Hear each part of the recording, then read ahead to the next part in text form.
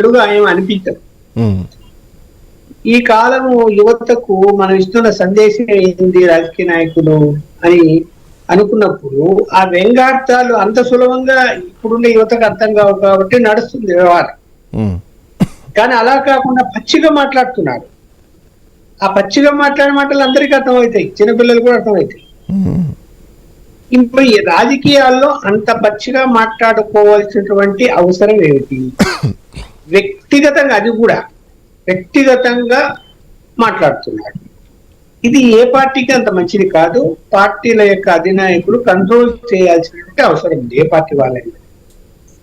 తెలంగాణలో కూడా చూస్తున్నాం కదా, ఇక్కడ కూడా అలాగే మాట్లాడుతున్నారు. ఎవరు ఏం అతిథులు కాదు. ఇప్పుడు క్రమశిక్షణ జాతీయ భావాలను చెప్పుకునేటువంటి బీజేపీ నాయకుల నోటి నుంచి కూడా చెడు మాటలు వస్తున్నాయి. దురదృష్టకరమైన అంశం ఇది. ఎవరికి పార్టీ సిద్ధాంతాలు, నేను ఈ దేశ పౌరుని, నాకు బాధ్యత ఉంది, నేను ఇష్టం వచ్చినట్టు మాట్లాడకూడదని అనుకోవటం లేదు. గ్రామాల్లో కొట్లాడుకుంటూ ఏదైనా గట్లు తగాదాలో ఈ పక్కింటి వాళ్ళతో గొడవలో చిన్న చిన్న తగాదాలు వచ్చినప్పుడు బాగా తిట్టుకుంటారు. చూసాం మనం, నేను కూడా పల్లెటూరు నుంచి వచ్చిందా. ఇప్పుడు తిట్టుకుంటున్నారా? అలా వాళ్ళు మారిపోయారు. ఎందుకు? వాళ్ళ పిల్లలు పెద్దవాళ్ళు చదువుకున్నారు, జ్ఞానం పెరిగింది. అదే పిల్లలు ఏమన్నా అనుకుంటారేమో మనం ఇట్లా మాట్లాడితే అని. ఒకవేళ కోపంగా ఏదైనా మాట్లాడుకున్నా కూడా ఇంత దారుణంగా మాట్లాడుకుంటున్నటువంటి పరిస్థితులు మనం చూడడం లేదు, తగ్గిపోయాయి. మరి వీళ్ళు ఎందుకు అలా రెచ్చిపోయి మాట్లాడుతున్నారు అంత కించపరిచే విధంగా? ప్రత్యేకించి మహిళల విషయంలో అంటే వైసీపీ కించపరుస్తూ మాట్లాడుతుందా, తెలుగుదేశం పార్టీ కించపరుస్తూ మాట్లాడుతుందా అన్నది ఒక పాయింట్.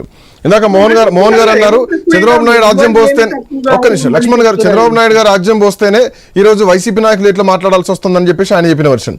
లేదు, ఆశాబిందు గారు ఏమంటున్నారు, 40 ఏళ్ల రాజకీయ జీవితంలో చంద్రబాబు నాయుడు ఏ రోజు ఎవరిని కించపరచలే మాట్లాడలే. బట్ వైసీపీ అధికారంలోకి వచ్చిన తర్వాత మంత్రుల శాఖలు కూడా మర్చిపోయి వాళ్ళు తిట్టడానికే మంత్రి పదవులు పెట్టినట్టు అయిపోయింది. సో దీన్ని పెంచి పోషించింది ఎవరు? ఇప్పుడు ఇది కంటిన్యూ కావడానికి గల కారణం ఎవరు? ఇప్పుడు మీరన్నట్టు వైసీపీ యొక్క కొంతమంది మంత్రులు పనిగట్టుకొని తిట్ల మంత్రులు పేరు తెచ్చుకున్నారు, దాన్ని కంట్రోల్ చేయలేదు జగన్మోహన్ రెడ్డి గారు అని అనుకుందాం, ఓకే. బట్ ఈ ప్రభుత్వం వచ్చింది, ఎవరో ఒకరు పులి స్టాప్ పెడితే మనం ఏం చెప్తాము? అయ్యా చూడు, చంద్రబాబు నాయుడు గారు అందరినీ కంట్రోల్ చేశారు, ఎవరు ఏమీ మాట్లాడడం లేదు, వాళ్ళు ఏమీ మాట్లాడినప్పుడు మీరెందుకు మాట్లాడుతున్నారు అని ఇతర పార్టీలను, జగన్మోహన్ రెడ్డి గారిని కానీ ఇంకొక వేరే పార్టీ వారిని కానీ జనసేన వారిని అడగచ్చు. ఇప్పుడు అది లేదు కదా. మరి వాళ్ళు మాట్లాడుతున్నారు. ఇందాక మన మిత్రులు పొలిటికల్ ఇద్దరు మిత్రులు ఏం మాట్లాడినారు? మమ్మల్ని తిట్టారు అని వైఎస్ఆర్సీపీ పైన అన్నారా? తెలుగుదేశం వాళ్ళు ఏమంటున్నారు? వైఎస్ఆర్సీపీ వాళ్ళు తిట్టారు అంటున్నారు కదా. అంటే ఎక్కడ పులి స్టాప్ అనేది పడాలా అంటే, ముందు హుందాతనంగా ఉంటూ పెద్దరికం వ్యవహరించి చంద్రబాబు నాయుడు గారు ముందు కంట్రోల్ పెట్టాలా. ఎందుకు? రాజకీయంలో అనుభవం ఉన్నాడు, వయసు పెరిగిన పెద్ద ఆయన. ఈ పాయింట్ లో ఎవరు అదుపులో ఉండాలా? ఈ పర్టికులర్ పాయింట్ లో ఎవరు రెచ్చగొడితే ఎవరు రెస్పాండ్ అయ్యారు, ఎవరు అదుపులో ఉండాలా అంటే ఎవరు నోరు అదుపులో పెట్టుకోవాల్సినటువంటి పరిస్థితి కనిపించింది ఇక్కడ ఈ సర్టెన్ పాయింట్ లో? కోవూరులో ముందు బాధ్యత గల అందరికంటే సీనియర్ అయిన చంద్రబాబు నాయుడు గారు తన యొక్క పార్టీ నాయకులను, కార్యకర్తలను ముందు అయ్యా ఇలాంటి మాటలు మాట్లాడకని చెప్పాలా. ఆయన కూడా మాట్లాడకుండా ఉండాలి. ఈ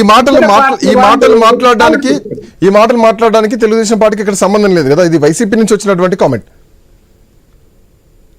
అంటే ఇప్పుడు నువ్వు ఎదురుగా ఉండేవాడు నన్ను తిట్టనప్పుడు నేను ఎలా తిట్టాలనిపిస్తుంది? నాకు అనిపించదు కదా. అప్పుడు ఎదురువాడు నన్ను తిట్టినప్పుడు నేను తిట్టాలనిపిస్తుంది నాకు.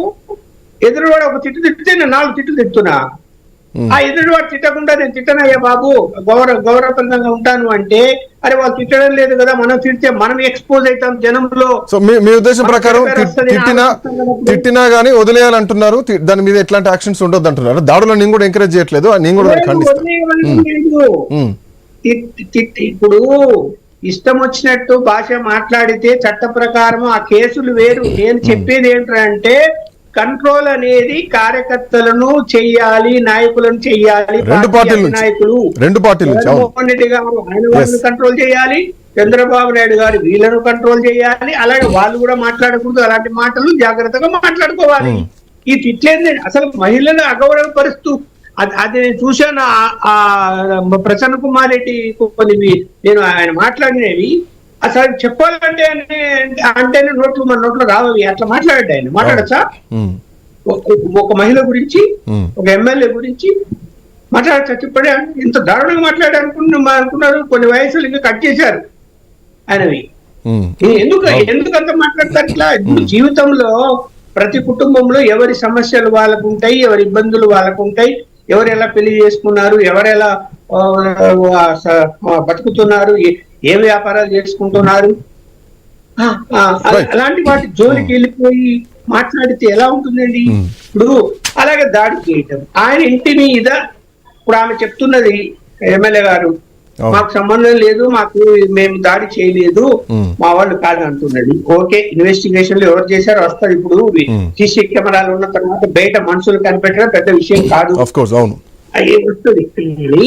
ఎవరు దాడి చేసినా ఇంట్లోకి వెళ్ళి ఒక ముసలావిడ ఉంది, ఒక సంస్కారం ఉండాలంటే వాళ్ళకి భయం.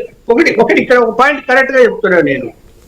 ఒకవేళ వైఎస్ఆర్సీపీ వాళ్ళు దాడి చేసి ఉంటే, ఒకవేళ తెలుగుదేశం వాళ్ళే దాడి చేసి ఉంటే అనుకో, మరి తెలుగుదేశం వాళ్ళు దాడి చేసి ఉంటే తెలుగుదేశం వాళ్లకు ప్రభుత్వం అధికారంలో ఉన్నారే, ఏమన్నా భయం ఉందే వాళ్ళకు? మనకు చెడ్డ పేరు వస్తుంది, పార్టీకి చంద్రబాబు నాయుడు గారికి చెడ్డ పేరు వస్తుంది. ఇలాంటి పని మనం చేయకూడదు.